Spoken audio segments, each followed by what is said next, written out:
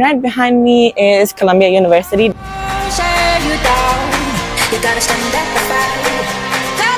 So behind me is Brown University. The University of the day, Massachusetts Institute of Technology, or MIT.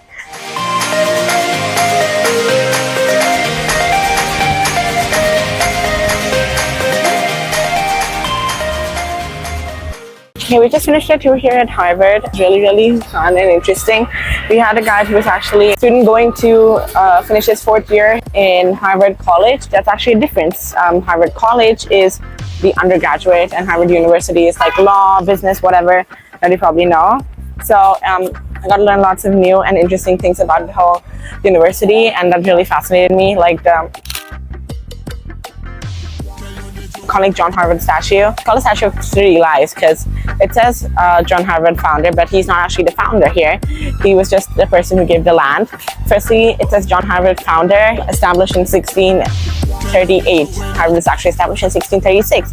And finally, the statue is not actually of John Harvard. Ways to actually identify John Harvard. His library burned down and all pictures and everything of him burned down with it. Then there's also a library, the Wagner Library. And the thing is that he was actually part of a really successful oil family here in the US. But then what happened is, he wanted to do literature, and then he actually was a student here at Harvard. And then he went off to Europe and chased along, but then his family wanted him to do his family business. So he didn't want to do that, he disagreed. And his family actually chased him down. And they were like, you better come back with us to the US. And then when they did come back, the most efficient mode of transport at the time was ship. So the ship that they happened to be on was none other than the Titanic. So it sank, and since they were really rich, they actually got a spot on one of the lifeboats. But then he went back to chase his books, all of his life's work, Dad. So his mom was actually the only survivor, and she dedicated the library to him. And every single stone there is the same exact as the one that has been laid. So yeah, lots of information. I highly recommend taking a tour because I learned a lot. And apart from that, this is the US's, actually North America's oldest university, established in 1636. Okay, we're at the third Ivy League university of the day, Massachusetts Institute of Technology, or MIT, as it is commonly known, here in Cambridge, which is the same town, or rather place, that Harvard is in. Right opposite the river, the Charles River, is Boston, which most of you are probably more familiar with. Anyways, MIT is ranked the #1 top university in the world. So my dad keeps insisting that it's true. I feel like it's Harvard, but there are multiple different ways to rank it. But I will agree that in terms of QS, the international diversity, MIT is #1 in the world, and it has students from much more than 100 different countries studying. So a few fun facts. At least one of the inventions, like things that you use in your day-to-day lives, were actually invented here. Be it video games, email, 3D printing, GPS that we can't live without today, are all invented here at MIT. Secondly, it has sent, if you can guess the number, not 1, not 2, not 5, not 10, not even 50, but 96. Yes, you heard me right, 96 astronauts into space with NASA. So, we can even call it NASA's favorite school. And it is extremely popular for maths, engineering, STEM, and technology. But apart from that, it's really popular for business and, architecture and arts and everything else. So very popular school like Harvard, really well-rounded. Another fun fact for you, that their mascot is a beaver. And you know why it's a beaver? That is because MIT calls it nature's best engineer because of the dams that they build. So, most here, MIT is obviously really good at engineering. So their mascot is nature's best engineer. So their motto is smart, hardworking, and good at building things, which obviously is true. The number of inventions that they've developed. And finally, if MIT was its own economy, it would be in the top 10 in the world, as MIT's alumni have created over 30,000 companies, employing over 1 million people all across the world today. That's extremely impressive. Now people say California can be its own country, or Texas. Well, this university itself can country and be in the top 10. Finally, one last thing that helps people like you and me. MIT has its own open, its own thing. It's called MIT OpenCourseWare, MIT OCW. You can find it online, and you can get all these, you know, lectures and courses online, which, you know, they're doing such a great job. They have professors that are distinguished all across the world for what they're doing, and you can get it for free. Like, so you know, you can help if you're interested in engineering, technology, architecture. Like, you can just learn more about it. You can see how university level students are actually learning about it. So, okay, we're in MIT now, and this is the first thing I noticed. This is a clock. The clock itself is spinning. It's not the face like usually, so that's really cool. And I also noticed that there was a huge Google office here, because obviously it's MIT, so you're gonna have the Google just recruiting. It's right behind this building. All these buildings are cool. Like, it has a much more different vibe than Harvard. It looks very like built up. Skyscrapers compared to Harvard, like, you know, old history. So this is what they have. Lots of them are closed at the time, 6:30. Yeah. Oh, but parking here is like horrible. We need quarters, but we can't get the quarters, so I had to go and like go to CVS to get it. But I like the vibe here, but I like Harvard's vibe more. We're here at Yale University, which is the third oldest university in the US after Harvard and a university in Virginia. It is one of the top universities, fifth Ivy League school, which is very cool. Yale is home to lots of really, you know, good schools and good colleges, and it is constantly ranked amongst one of the best, with other universities like Harvard and MIT alongside it. The architecture here is really cool. It does not resemble, you know, the red brick of Harvard and Brown, but still really old and really interesting. It has lots of popular alumni, including Bill Clinton and both George Bush's as presidents, and after that actors such as Meryl Streep and journalists such as Fahid Zakaria, who has his own CNN show. A fun fact is that the world's oldest secret society belongs to Yale. It's called Shadow and Bone, and their mascot is a bulldog. So behind me is the library, the main library here. It is the biggest building, I'm pretty sure. I'm just gonna go inside and check it out.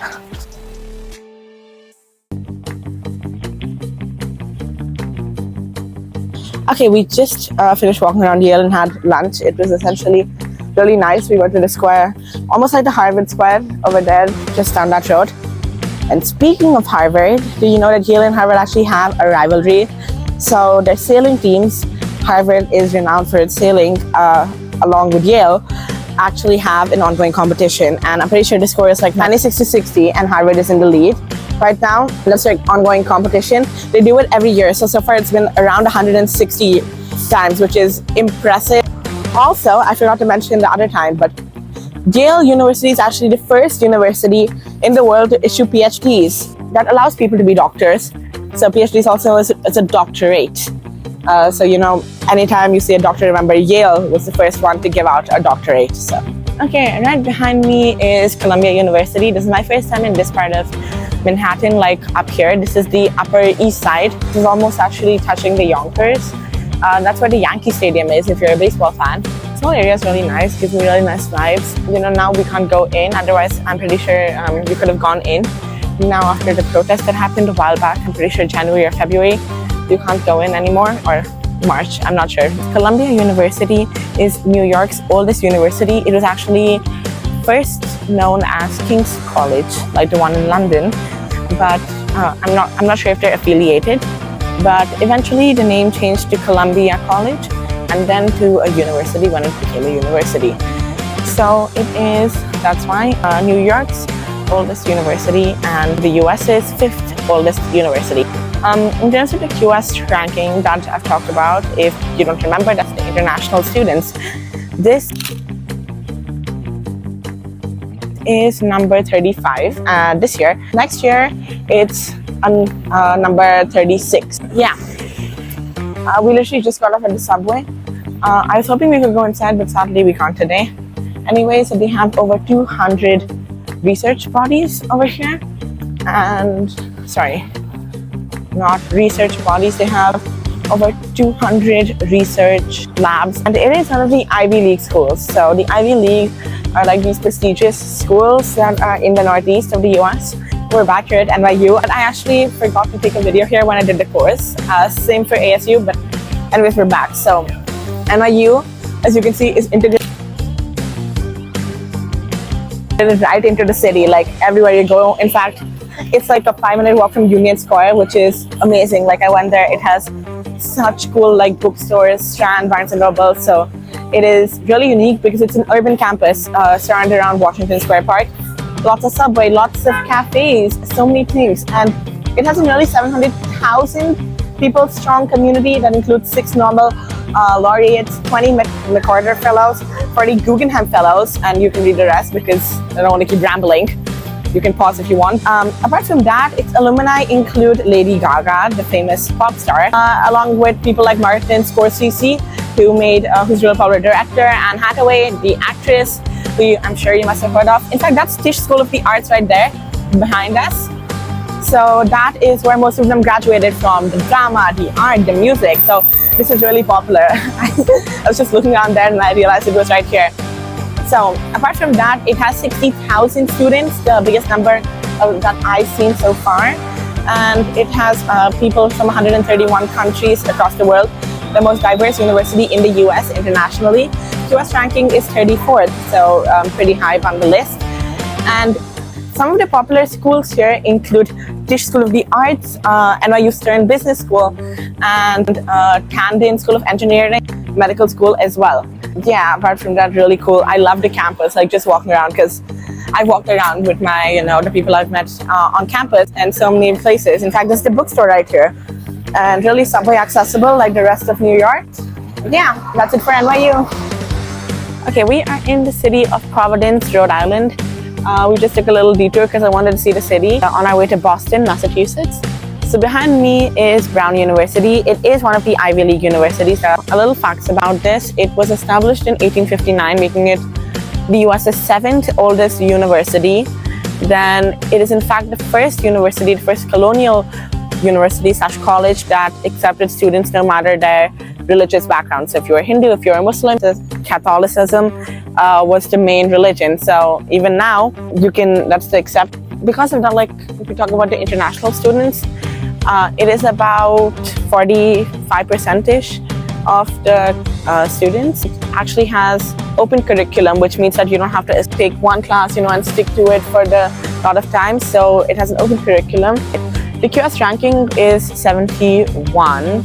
Some of the popular courses include comm science and business. The total undergraduate population is around 7,700 students. They are from 131 countries across the planet. So let's go inside. All right, now we are in Brown University. We just stopped in Providence, Rhode Island, because I just wanted to see the city on our way to Boston. And yeah, so we came to Brown. A little fact, so this is the 7th oldest institution in the whole world. I thought it was originally America, but it's the whole world, which is really interesting. And in fact, in the Ivy League, it offers the oldest engineering program and the oldest applied mathematics program in the whole US. Anyways, this was established in 1774 as Rhode Island College, then turned into Brown University in 1804. So 221 years old, the actual Brown, but if you consider the campus and all, much older than that. It has lots of popular courses, but the thing that really sets it apart is that it has an open curriculum. That means students don't have to stick to one syllabus or like one course exactly limited. They can, change and do a lot of that. So that's really interesting. I think over 45% of the students are international. It has students from 131 countries across the world. Yeah, the QS ranking is like 71, but really cool. The campus is also really nice. Lots of open space, lots of grass, lots of greenery.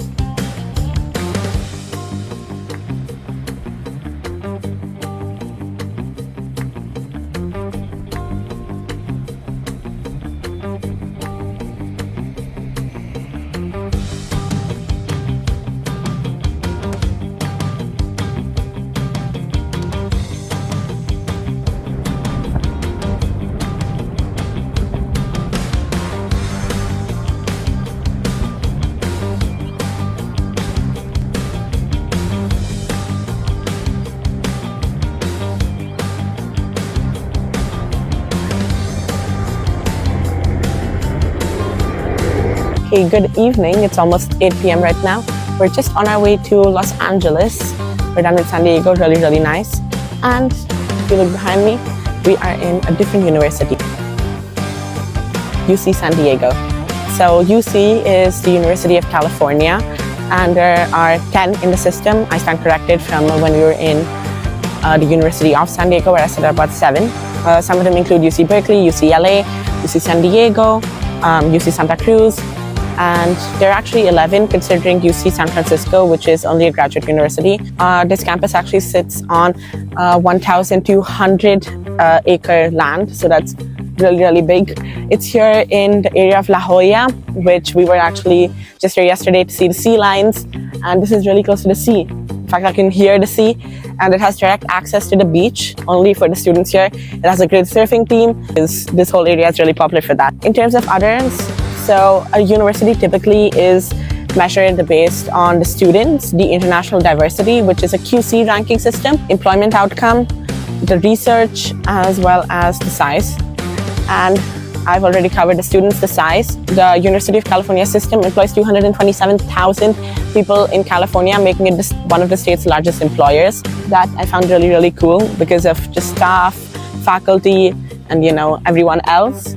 This campus particularly is really popular for its research, especially in the field of science. It's been ranked as one of the top 10 best research universities globally.